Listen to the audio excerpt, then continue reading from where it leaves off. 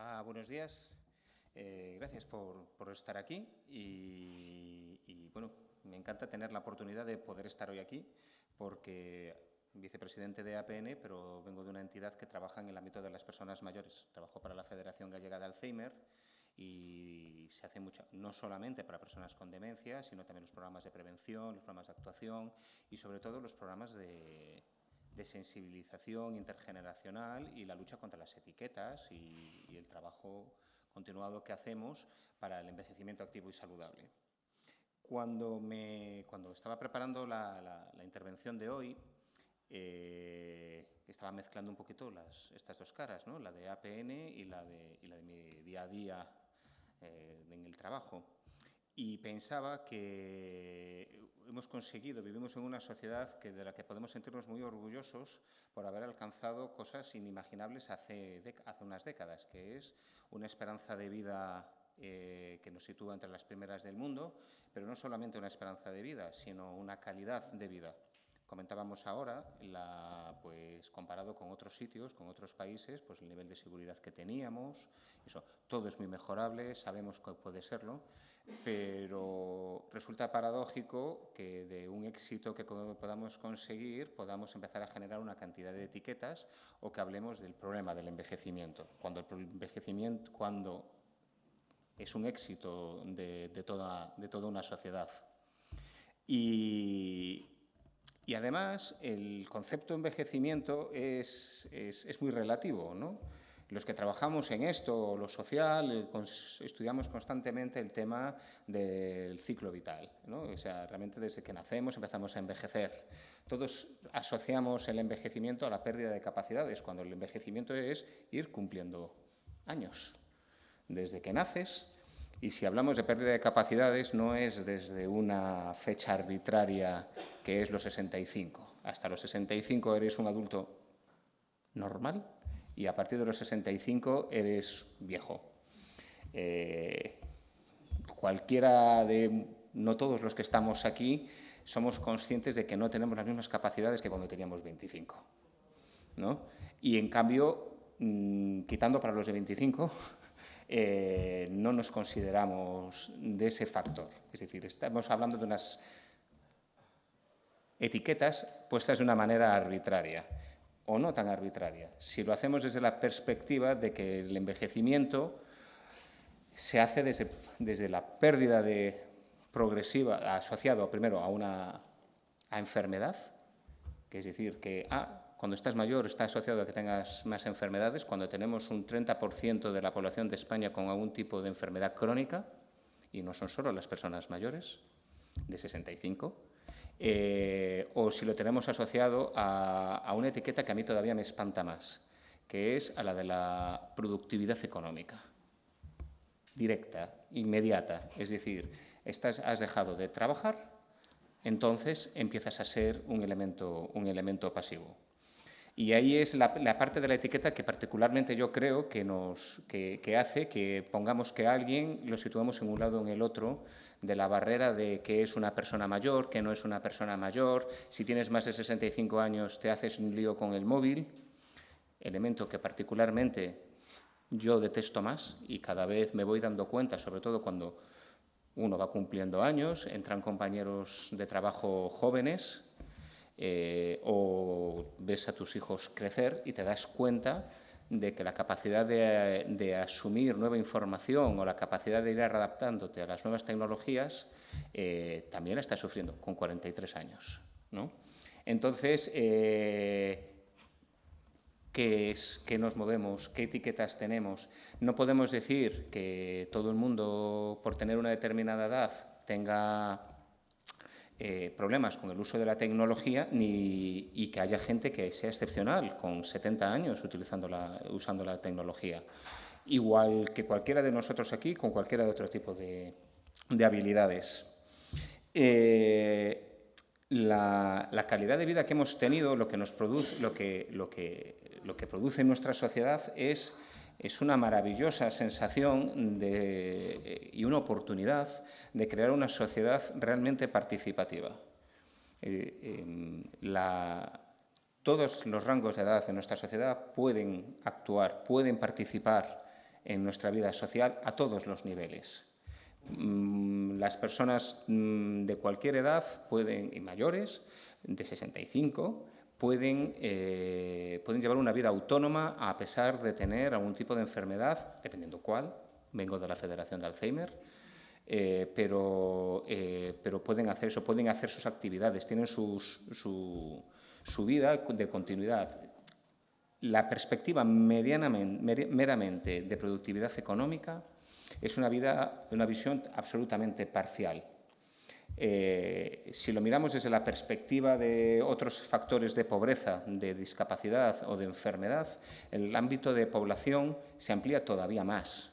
No son, porque, evidentemente, todos somos susceptibles de que nos ocurra algo que nos lleve a un factor de exclusión social, en cualquier momento. Esto no es una amenaza, es una situación que sabemos estadísticamente. Las enfermedades, un accidente o cualquier cosa.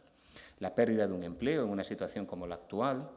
Entonces, esto en el fondo lo que nos hace es meternos a todos en el mismo saco y sí tenemos que valorar esa participación cada vez, creo que mayor, de las personas de más de 65 años.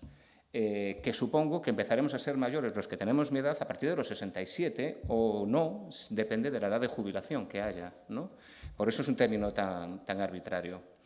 Y que nunca somos conscientes de lo que importa o de lo que aporta a alguien cuando no es medible, de lo que aporta una sociedad, una persona, si no lo llevamos a un termo meramente económico, lo cual también considero que es un error, porque a veces cometemos ese error de llevarlo todo diciendo, mira, esto produce esta actividad económica, o ¿qué haríamos las familias sin los abuelos para poder hacer la conciliación? Bueno, los abuelos ayudan enormemente, pero su función vital no es salvar la vida familiar de los hijos y de los nietos. Tienen muchas más dimensiones, ¿no?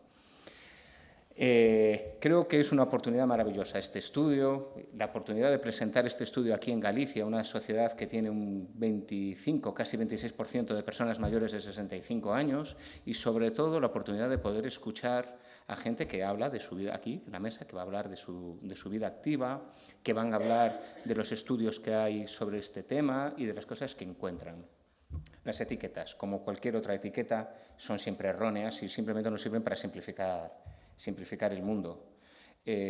Cuando le decimos a un niño que tiene que estudiar o que tiene que aprender algo, y él dice, ¿y esto para qué puñetas me va a servir?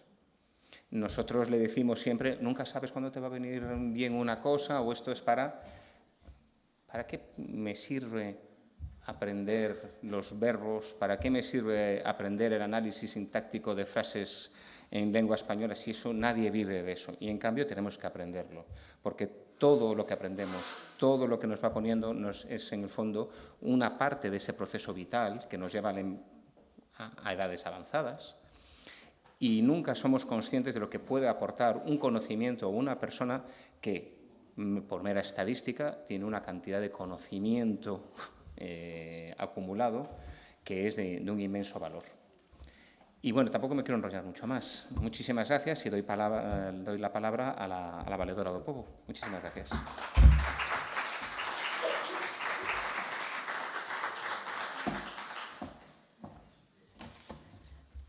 Hola, buenos días a todas y a todos. Bueno, en primer lugar, agradecer y felicitar a EAPN por esta iniciativa para hablar del acceso a los derechos de las personas mayores y su participación social. Agradezco que se me dé la oportunidad de estar aquí aprendiendo y compartiendo tiempo y conocimientos, que son dos de las cosas más valiosas que podemos compartir los seres humanos. ¿Por qué es tan importante hablar de los derechos de las personas mayores y el derecho a su participación social? Pues porque la pandemia puso de relieve la enorme vulnerabilidad del colectivo de personas mayores, no necesariamente mayores de 65, porque ni en eso siquiera hay una unidad de criterio, es decir, cuando una persona es persona mayor, ¿no? Después de la pandemia pensamos que la situación iba a mejorar, pero después de la pandemia vino la guerra de Ucrania con todo lo que eso supone y nuevamente volvió a acentuar la vulnerabilidad de las personas en situación de riesgo de exclusión y la vulnerabilidad concretamente de las personas mayores. Y es que, como bien decía Xosé, la longevidad es uno de los mayores logros de la humanidad, pero también es uno de los mayores retos o desafíos, porque la longevidad supone la necesidad de acceder, si cabe, con más intensidad a los servicios sociales, a los servicios de la seguridad social, a los servicios sanitarios o a los servicios sociosanitarios de cuidados, ¿no? Por eso es importante hablar de las políticas públicas que van a garantizar el ejercicio de esos derechos en igualdad y de condiciones que el resto de las personas. Por eso es tan importante hablar de las políticas, por ejemplo, en materia de dependencia. Esa tramitación de esos reconocimientos de dependencia y esos programas individuales de atención que van a dar acceso a esos servicios, es importante también en ese sentido una respuesta ágil de la Administración. También es importante hablar del derecho a la atención presencial en las administraciones y el derecho a optar porque se te trate personalmente y sin necesidad de interponer una administración digital, que siempre es un derecho, pero no puede ser una obligación a la hora de relacionarse uno con la administración. El tema de la sumisión física o química cuando se entra en un centro de cuidados, en un centro sociosanitario, es un tema también fundamental, porque es necesario la autorización médica, pero también es necesaria la autorización de la persona que va a haber limitado ese derecho fundamental. La propia, o si es necesario, un complemento con un guardador, pero erradicando aquellos viejos conceptos de incapacitación y de muerte civil de las personas muchas veces por el simple hecho de ser mayores. También hay que hablar de la soledad, de la soledad no deseada y el hándicap que ello supone respecto del autocuidado y del respeto a la propia calidad de vida, ¿no? Y lo que es más terrible de todo, ¿no? El sentimiento de morir en soledad, ¿no? Pero hay más retos, hay el reto de la humanización de la sanidad, hay el reto de la prolongación de la vida activa, hay el reto también de los servicios de ayuda en el hogar, hay el reto de la vivienda, de evitar los desahucios de las personas mayores, de evitar también los embargos de las cuentas de las personas en situación de riesgo y exclusión social. Para superar estos retos estamos hablando de que hace falta políticas públicas que dimensionen también la necesidad de garantizar los derechos de las personas mayores, ¿no? Pero también es muy importante el derecho a la participación.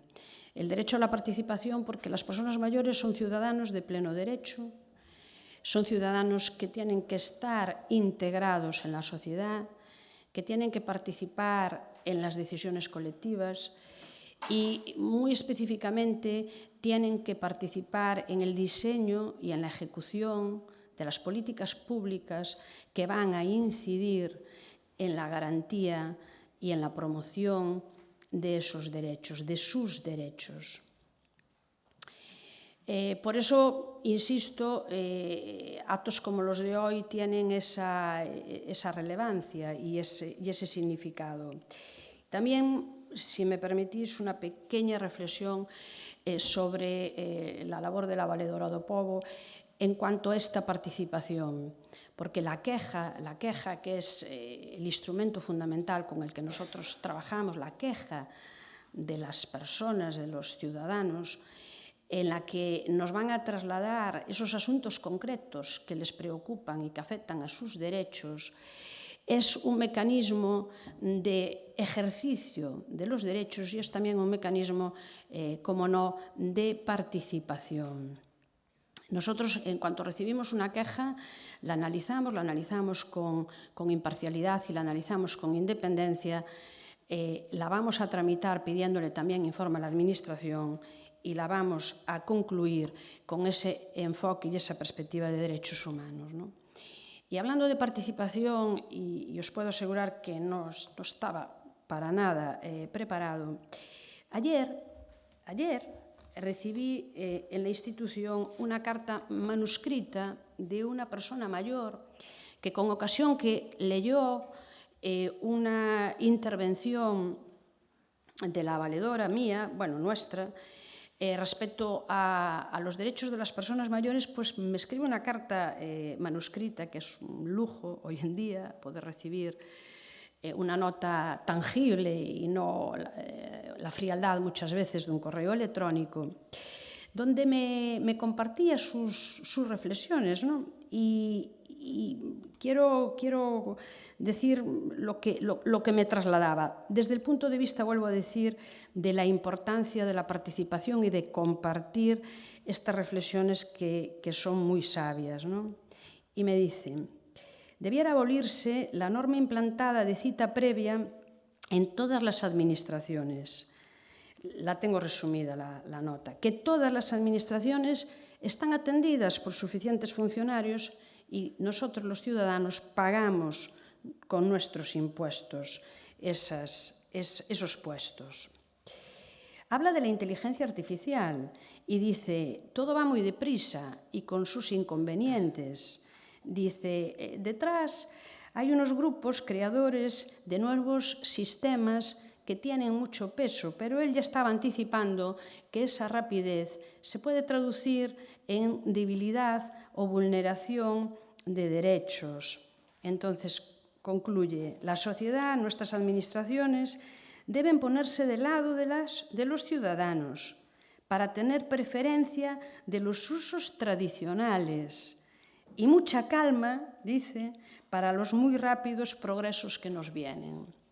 Qué importante es escuchar las reflexiones de las personas que están directamente implicadas en el ejercicio, como no puede ser de otra manera, en el ejercicio de sus derechos. Y es que sí, efectivamente, la inteligencia artificial, como él bien anticipa, va a tener unos riesgos. Y va a tener unos riesgos porque se van a generar unos procesos de fundamentar tomas de decisiones que, si no accedemos, si no conocemos cómo se van a generar esos procesos, no tenemos la garantía de que en ellos no se metan sesgos discriminatorios, como puede ser el de la edad.